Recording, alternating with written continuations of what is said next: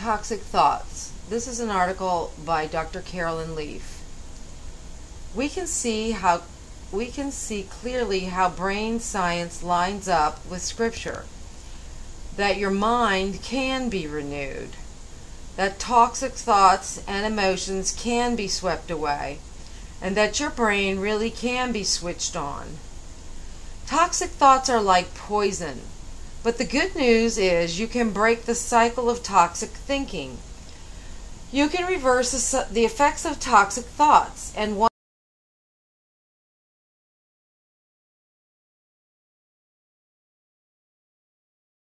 area of your life, your relationships, your health, and even your success. A thought may seem harmless, but if it becomes toxic, even just a thought can become physically, emotionally, or spiritually dangerous. Thoughts are measurable and occupy mental real estate. Thoughts are active. They grow and change. Thoughts influence every decision, word, action, and physical reaction we make. Every time you have a thought, it is actively changing your brain and your body, for better or for worse. There are 12 areas of toxic thoughts, a disruptive crew I call the Dirty Dozen, which can be as harmful as poison in our minds and our bodies. Toxic thoughts don't just creep into our minds as a result of abuse or an especially horrific trauma.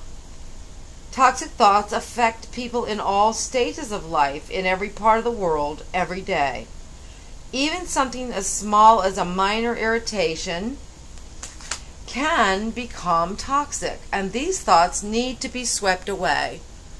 Let me introduce you to the Dirty Dozen area of our lives targeted by toxic thinking. I'll let you take a breath. Toxic thoughts, toxic emotions, toxic words, toxic choices, toxic dreams, toxic seeds, toxic faith, toxic love, toxic touch, toxic seriousness, toxic health, caught myself, toxic schedules.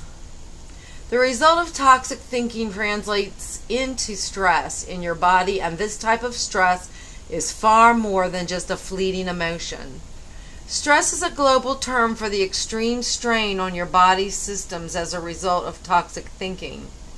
It harms the body and the mind in a multitude of ways, from patchy memory to severe mental health, immune systems problems, heart problems, and digestive problems.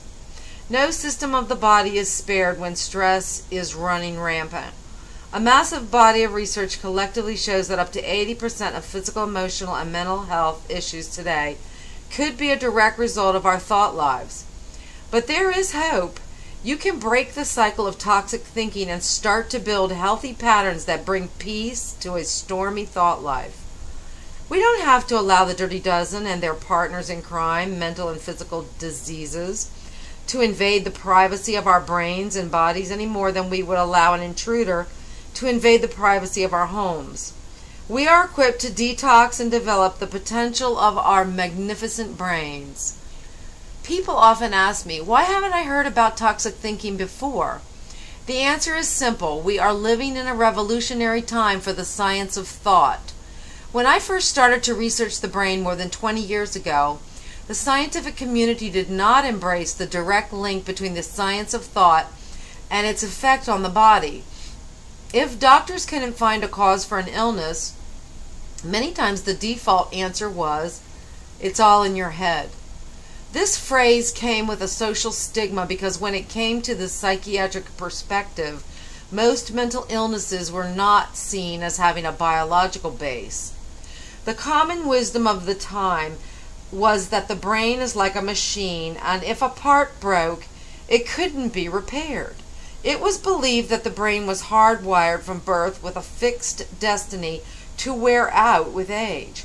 Adding this belief to the assumption that we were bound to a fate predetermined by our genes made the horizon of hope seem bleak. As you can imagine, these assumptions led to many common conclusions about the best ways to overcome the most difficult experiences. Conclusions which were not based on how the brain functions. But we are no longer bound by those misconceptions. You are not a victim of biology. God has given us a design of hope. We can switch on our brains, renew our minds, change, and heal. Well, that's all for now. We'll do some more later. Have a blessed night, and remember, think what God thinks about you.